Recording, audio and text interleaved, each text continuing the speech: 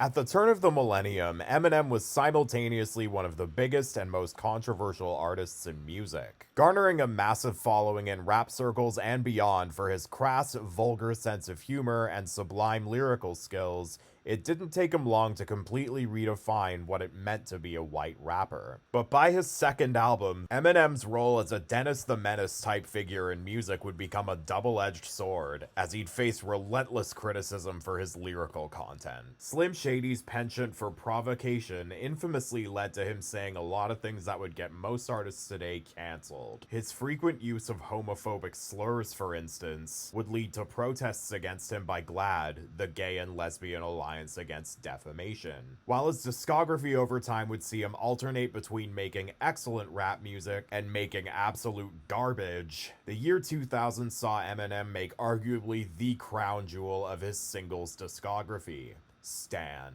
Told from the point of view of an obsessive and increasingly agitated fan, the near 7-minute track is held up as arguably one of the all-time great rap songs. It's also possibly his most vital artistic statement, and a towering exercise in compelling literary storytelling in rap form. The song's title has since become a catch-all term for an obsessive fan of someone or something, and a culture in and of itself. A quarter century after its release, it has become a scarily prescient song with regards to the evolution of fan-artist parasocial relationships. Here's how Stan came together and the life it's taken on since.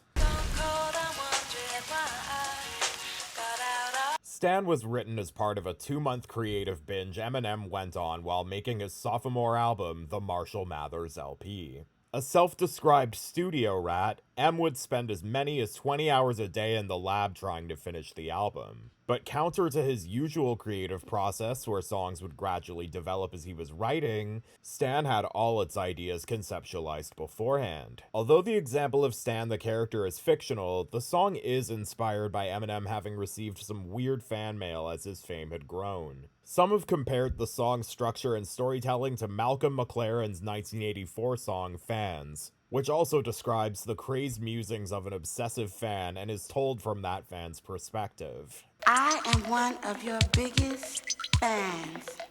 McLaren just so happens to be sampled by Eminem on his 2002 hit Without Me, which interpolates the hook from McLaren's 1982 song Buffalo Gals. Buffalo gal go around the outside, round the outside, round the outside. 2 trailer park girls go round the outside, round the outside, round the outside. Stan's bedrock is a sample of the first verse of English singer Dido's Thank You, in a rare example of a sample-based song experiencing success before its source material. The song's late co-producer, the 45 King, was watching the movie Sliding Doors one night and heard this as the end credits rolled.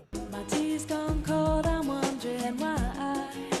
Hearing Thank You at the end of the movie inspired him to sample the song, so he raced to his studio, looped a sample, and added a bass line. Eminem's manager brought him a tape of the 45 King's general production work, which included the Thank You sampling instrumental. Upon hearing the But Your Picture on My Wall part, Eminem instantly knew what he was gonna write about. Quote, I was like, yo, this could be about somebody who takes me too seriously, so I knew what I was gonna write about before I wrote it. A lot of times when I'm writing songs, I see visions for everything I'm writing. This was one of those. Part of this was because Eminem's image was outwardly and unapologetically crude and violent, pushing the boundaries of what mainstream rap found acceptable. As such, some fans took that a bit too literally. Eminem received some unsettling mail from fans like those following the success of his debut album, the Slim Shady LP. When interviewed by VH1 in the early 2000s, M said this about why the topic of celebrity stalking interested him, quote, anybody who lives and breathes for an artist in music or movies is taking it too far. They probably have something mentally wrong with them to begin with. It's going to make them do something fucked up. That's basically what I was trying to say. As for Dido, she suddenly received both the news and the track from Eminem's team when they reached out to her asking for sample clearance, saying this to MTV News. I got this letter out of the blue one day. It said, "We like your album. We've used this track. Hope you don't mind and hope you like it." When they sent Stan to me and I played it in my hotel room, I was like, wow, this track's amazing. Thank You was literally one of those songs that took me only a few minutes to write. I was just sitting there thinking, I'm gonna write a song about having a shit shit day, and then one person or anything, it doesn't matter, makes it all okay. It's not necessarily about one specific person. It's about anyone who has something that makes them happy, and just being thankful for that one small thing that actually makes your life good. It's that simple. Dear Slim, I wrote you, but you still ain't calling. I left my cell, my pager. The song Stan sees Eminem voice our titular anti-hero Stanley Mitchell writing letters to his idol over a 6-month time frame. He's gone all out trying to ensure he gets a response, giving Slim his cell phone, pager, and home phone number. He tries coping with the silence by wondering if maybe the post office didn't deliver it to Eminem properly, or if Stan's handwriting was just too messy. Snapping out of that quickly, he excitedly tells Eminem, then father to a little girl named Haley, that he was going to be a dad soon, and that he'd name his kid Bonnie if he had a daughter, referencing Eminem's song 97 Bonnie and Clyde. Just the two of us. Just the two of us. He also expresses sympathy for M's uncle Ronnie, sharing that his friend passed away from similar circumstances. Stan then gushes about how much he loves Eminem, how he's his biggest fan, how his room is full of posters and pictures of him, and how much he adores the underground tracks from Eminem's earlier days. I'm trying to be the illest of the day, 365 a year. So they both Original bad boy on the case, covered your face. Came into place, glowed and sprayed pop. By the second verse, we see Stan becoming gradually more incensed over Eminem's lack of a response. Right off the bat, we hear him say, I ain't mad. I just think it's up you don't answer fans. Stan also resorts to guilt tripping, telling M he and his little brother Matthew waited for 4 hours in frigid weather to try meeting him after his show, only to be turned down. As you can imagine, this greatly disappointed both Stan and Matthew. This angers Stan further when he says he and M had briefly met in Denver, Colorado previously, where M even told Stan he'd write back if ever he sent him fan mail. Stan then explains to Eminem how the two are a lot alike, as Stan's father was also abusive and unfaithful to his mom. That feeling of personal relatability is one that helps Stan get through everyday life, particularly when he's feeling down.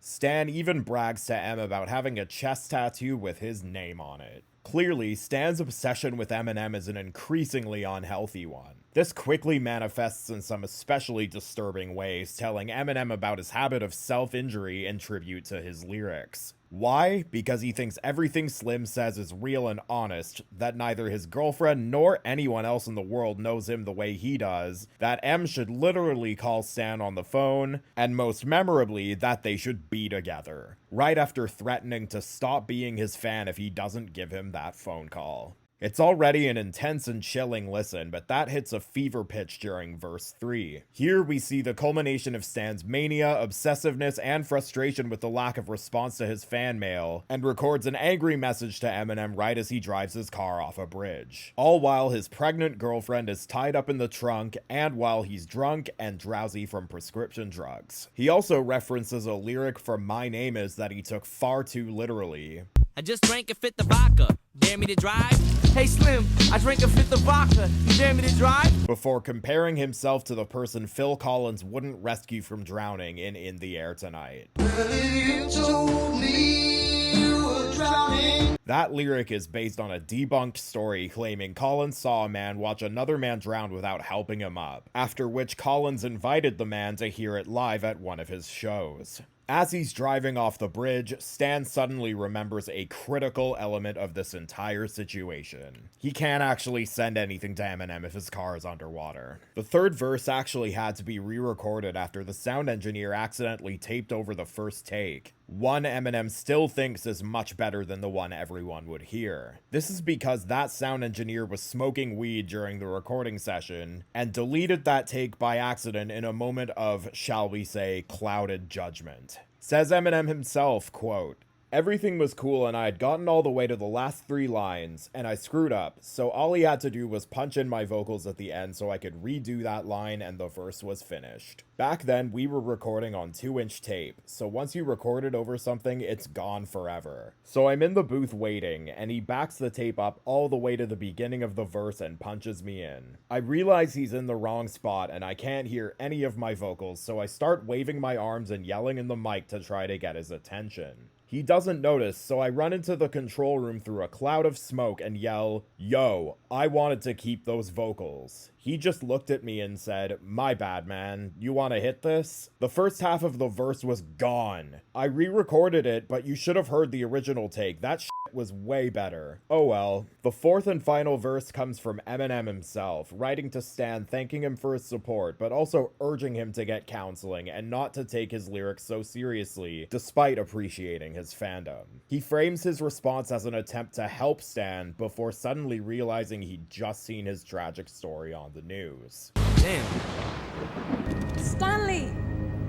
Open the door. I gotta go. Listening to Stan hits twice as hard while watching its music video, with Canadian actor Devon Sawa playing the titular Stan. Dr. Dre co-directed the video alongside Philip G. Atwell, who'd co-directed numerous past and future videos for Eminem. Dre cast Sawa despite initially having Macaulay Culkin in mind for the role, as Sawa made Dre a fan from his role in the horror movie Final Destination. Dido herself plays Stan's pregnant girlfriend, and the video wastes no time getting off to an ominous start. Stanley! Stanley! Don't call me that, okay? Don't call Don't me you think that. you're taking this too far? Stanley! Stanley! It's also clear that Stan's love for his girlfriend is outweighed by his adoration for Eminem, with memorabilia of Slim Shady permeating every corner of his basement. He eventually takes a photo of him and his girlfriend and places a cutout of Eminem over top of her, which she discovers late one night, eventually leading to the brutally dark ending from verse 3. By the end, Stan's ghost can be seen in the window after Eminem finally writes his response as lightning strikes outside, while his brother Matthew looks at his grave. Dido and Eminem had only met in person for the first time on the eve of the shoot. Despite anxieties about meeting him, the two got along well, and she described Eminem as lovely in a 2001 interview with The Guardian, quote, "Within a minute, we were having a laugh and taking the piss out of each other. People confuse him with the characters in his songs. It's like Stephen King. He does some scary shit and it's warped beyond belief, but it's not real. I got close enough to Eminem to know that he's not misogynist or homophobic." It's a deeply unsettling video, one that matches its subject matter, and various portions of it, especially during the third verse, were removed when broadcast on MTV. Regardless, it's an iconic clip that ranks among the very best Eminem music videos, and was nominated for Video of the Year at the MTV VMAs in 2001, losing to an all-star remake of Lady Marmalade from the Moulin Rouge soundtrack.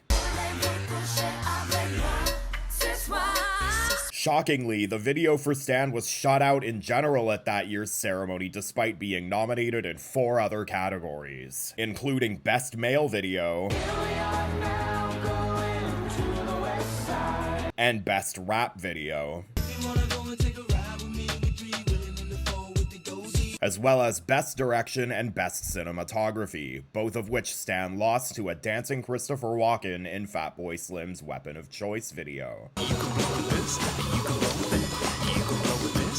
Basically, it's just about crazy fan mail that I get from people, and it's about like a kid who is really sick, you know what I'm saying, and takes everything that I say literally. While the Marshall Mathers LP came out in May of 2000, Stan was released as its 3rd single that November. Though it was a chart topper in numerous countries, notably the UK, Germany, and Australia, the track only performed modestly in the States, peaking at a stunningly low number 51 on the Billboard Hot 100. In fairness, many US markets were likely reluctant to play a song this disturbing on the radio, especially when you consider how the 3rd verse ends. Consumers from certain parts of America probably felt similarly, but it's still a surprise, even despite the song's unfriendly length for radio. In any case, Stan helped vault the Marshall Mathers LP to more than 25 million copies sold worldwide. Stan was a stark change of pace from the almost juvenile persona Eminem had otherwise adopted for himself, and one that truly showcases his artistic and lyrical range. He performed the song with Dido on SNL's season premiere in October of 2000, and they occasionally sang Stan live together on some of his tour stops. But the song's most memorable performance came at the 2001 Grammys, without Dido on stage.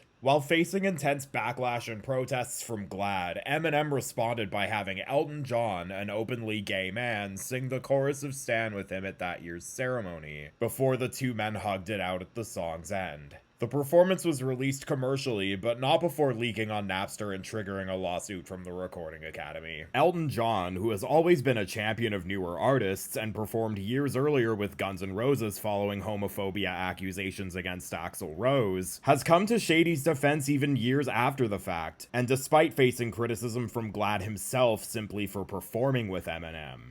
For me, Eminem was never homophobic. I mean, I listened to the whole of the Marshall Mathers album when I drove to a show in Southampton. And I was floored by it. And I thought, how can anyone think this is, he's just writing about the way things are, not how he thinks, but the way things are. He was accused of being homophobic by so many people because of his lyrics, which I thought was nonsense. And I came out and supported the fact that he isn't.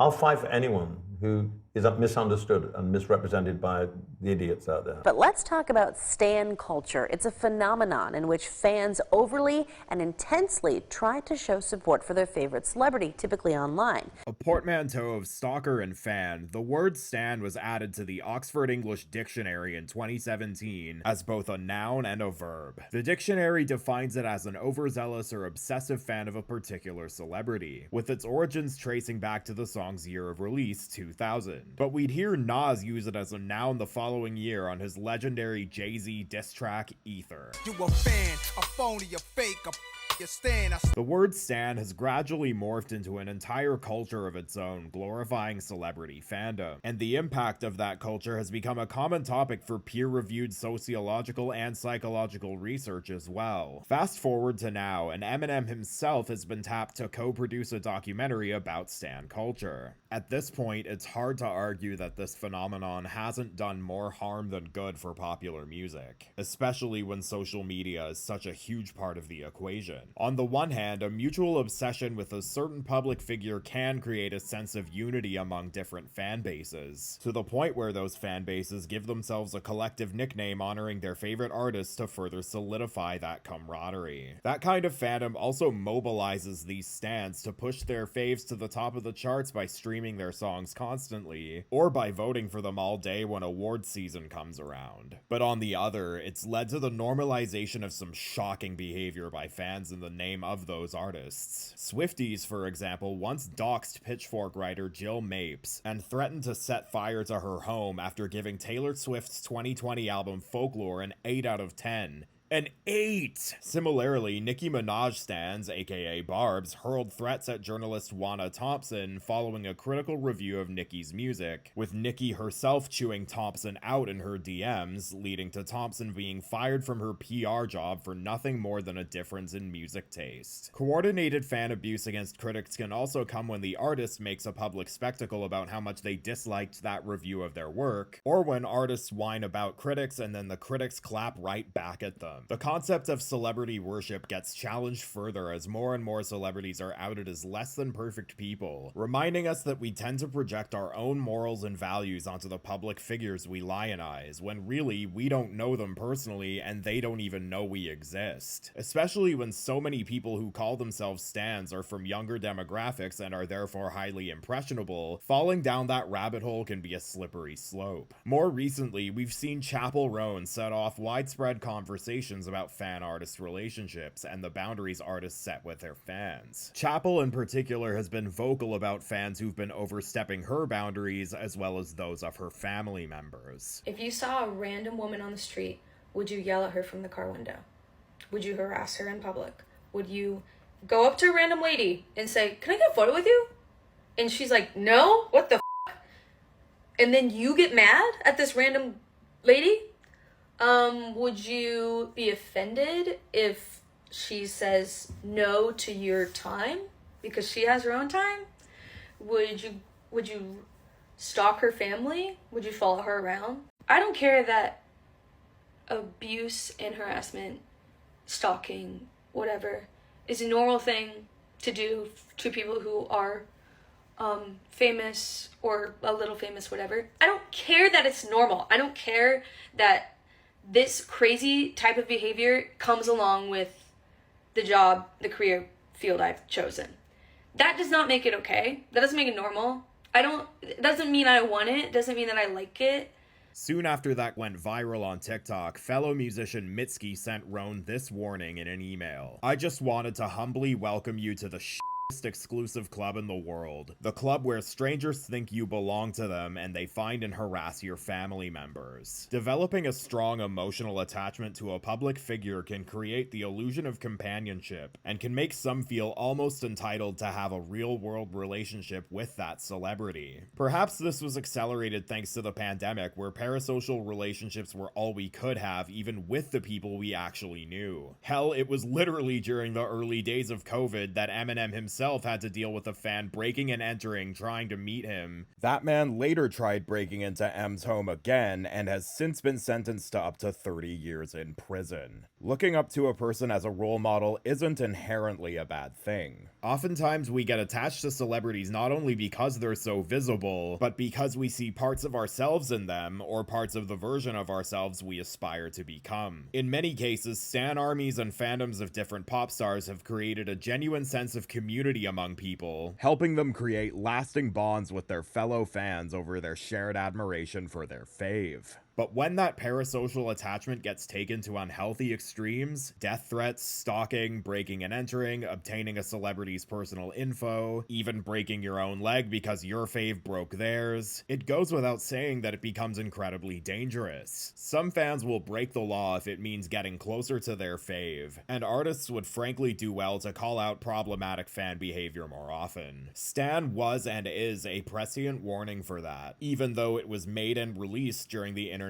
earlier years in a world without social media, with fans instead having to send letters to artists via regular mail. Nowadays, platforms like Instagram, Facebook, Twitter, etc. have utterly redrawn the parasocial line of demarcation between fan and artist. It's made it easier than ever for those fans to feel like they're closer to that celebrity than they actually are, and has also created challenges for some people with simply evaluating pop music with nuance and honesty. And don't get it twisted, Eminem is hardly the first or last to be on the receiving end of obsessive fandom, as artists like Björk have once had letter bombs mailed to their homes, and musicians have been murdered by obsessive and confused fans before and after Stan. Songs like Stan and the culture its title birthed highlight how those things can also feel like a poisoned chalice. It can take artists from the highest of highs to the most crushing lows from one moment to the next. What complicates this further is the fact that Stan as a term has become a badge of honor for many obsessed fans of artists. When you remember that this comes from a song acting as a cautionary tale against extreme forms of celebrity worship, the word's trajectory becomes troubling in ways that perhaps not even Eminem could have imagined. Dear Stan, I meant to write you sooner, but I've just been busy. You said your girl. As far as his songs go, Stan is possibly Eminem's ultimate artistic statement, with only Lose Yourself rivaling it.